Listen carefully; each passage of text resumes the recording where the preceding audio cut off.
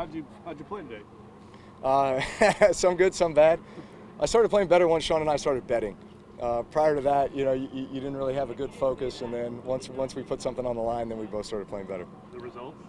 Well, we ended up having about 4 bets going in the end. I think we tied one. He beat me 2 ways. I beat him 1. So I owed him money. Yes, I had to pay Sean Payton money. What was it like to play with the Masters champion? It was. You know what you're amazed at is, well, first off, his stature.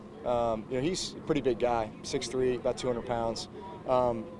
He has a basketball background, so he was a pretty good high school basketball player, and we were actually talking about that.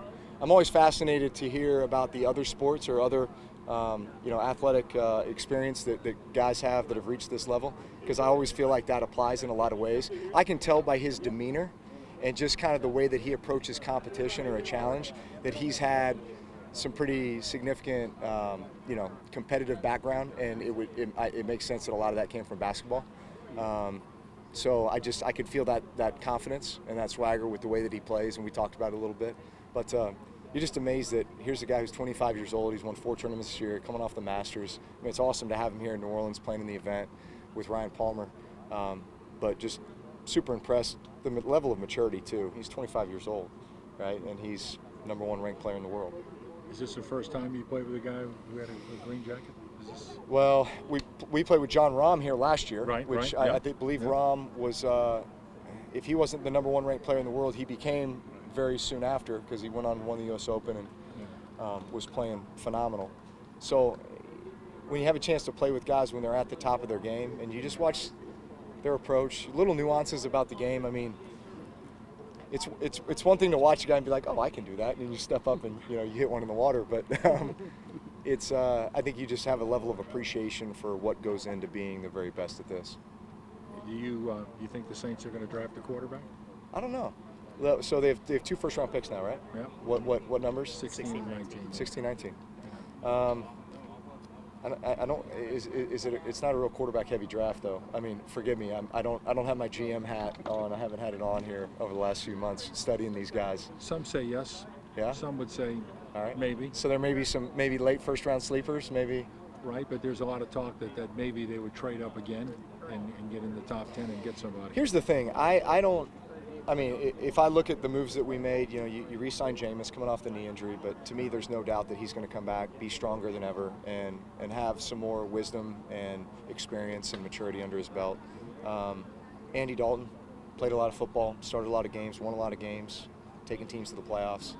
So I think with those 2 guys, plus the role that Taysom plays, which I still am a believer that Taysom should be playing 10 to 15 snaps of quarterback a game, just with the threat that he is at a minimum.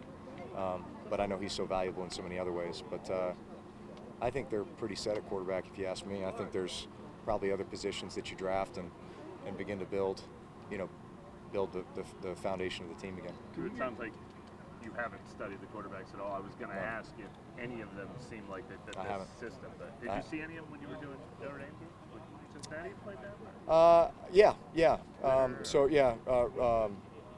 Ritter, Desmond Ritter. I was really impressed with him. I saw a guy who had a lot of experience, a lot of maturity.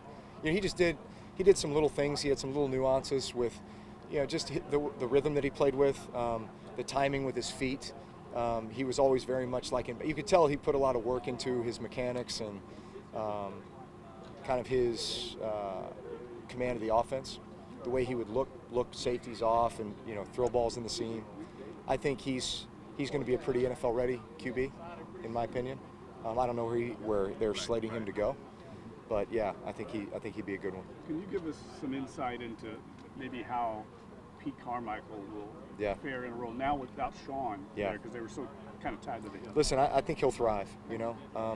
Pete has always been a real behind-the-scenes guy, but I think Sean would acknowledge this, and everybody else in the building, that Pete had significant contributions, over the last 16 years since we've all been there. And at times Pete Carmichael's called plays, and he's done a phenomenal job when he's done it, right? Go back to 2011, go back to 12, and he's done a great job. So I'm confident in his ability to not only call plays, but I think he now becomes the guy who's doing a lot of the install, right? Kind of running practice on the offensive side when normally that would have been Sean. I think he's been ready for that opportunity for a long time. You guys adapted so much even while you were still the quarterback. I mean, is there something that counts as his philosophy or the Saints offense under Carmichael? I mean, what are some what I love about that never change? Yeah. I mean, look, I felt like we always did a good job of trying to stay ahead of the curve. I mean, I think we knew that people would study us in the offseason, not just other offenses trying to, build upon their own offenses, but defenses on how they're going to try to stop us and, where our tendencies are. I mean, we were always thinking of how do we break tendencies, how do we, utilize the strengths of the guys that we have, how can we take what other teams are doing and apply it to the strengths of our team. I mean, look, we would go and watch the Chiefs and, the Patriots and all these other teams and just snag a little wrinkle here and there. I mean, I think that'll always exist. But I think Pete is very creative. I think that I think the other offensive coaches are constantly providing ideas. So I think we'll continue to evolve, but the base system is the base system, that we brought here in 06. How hard was it for you as a rookie when you think back to that time? Yeah, like a rookie? Rookie quarterback. These quarterbacks now are so much more prepared than we were, certainly than I was. I mean, I remember just walking up to the ball, getting the ball snapped as quick as I could, dropping back, I would have a pre-snap read, I would have a thought process that was developed from what I saw pre-snap, but I wasn't pointing out mic IDs, I wasn't changing protections. I mean, I'd call a play in the huddle, maybe have like a, run, kill, pass, run, kill, run, whatever, run right, kill, run left, something like that. And it was based on something very, very simple. That went to a whole new level with our offense, as we went along. Now, did that have to do with the fact that I was a veteran quarterback and I could take it on, just based on Sean and my relationship and our ability to communicate? Maybe. I'm sure it did. I don't think a lot of teams were doing that. But at the same time, I see young guys coming in now, and it's just like their understanding of the game and ability to take on a lot of the responsibilities of a QB that I wasn't even thinking about when I first came in the league. I think it's a combination of guys are playing a lot more football. Like, you do these 7-on-7 passing academies, and so they're just more reps, number one. Number two, there's a lot of blend between what teams are doing in the NFL, offensively and defensively, and what they're doing in college. You see a lot of coaches that have kind of flopped back and forth. I talk to college kids all the time that say, oh yeah, we were studying your Saints film. When I was in college, we weren't looking at any NFL film, right? We were studying, ironically, Louisiana Tech, Tim Rattay, and Central Florida, Dante Culpepper. Those are the two schools we were studying when I was in college, because they were running the spread and they were just like throwing the ball all over the yard. So yeah, I think there's just a lot of blend back and forth now. So it'd be easier for a rookie to step in today, to easily take over and run an offense. I mean, not easily, but yeah, I mean, look at the success that a guy like Herbert had, Burrow, right? Some of these guys that have stepped in and handled the volume and the responsibilities and had the maturity to do it as well. I think that's unique. That's not the norm. How do you think Sean will do on TV? I think he'll do good. I think he'll do really well. He's got the personality for it. So much of that is the dynamics and I think the chemistry that you have with the guys that you're on set with. Like, we had great chemistry on our NBC set with Mike Tirico, Maria Taylor, Tony Dungy, Chris Sims. So, like, it was funny. I mean, I wish you could see the outtakes. Like, off camera, cracking jokes, we're having fun. We're, messing with each other, and then all of a sudden the camera would come on, and we hit our topics. But at the same time, like, we're having fun together, and that's what it's all about. It's the locker room, right? It's the version of the locker room, but from a media perspective. This is like the, second or third time we've talked to you.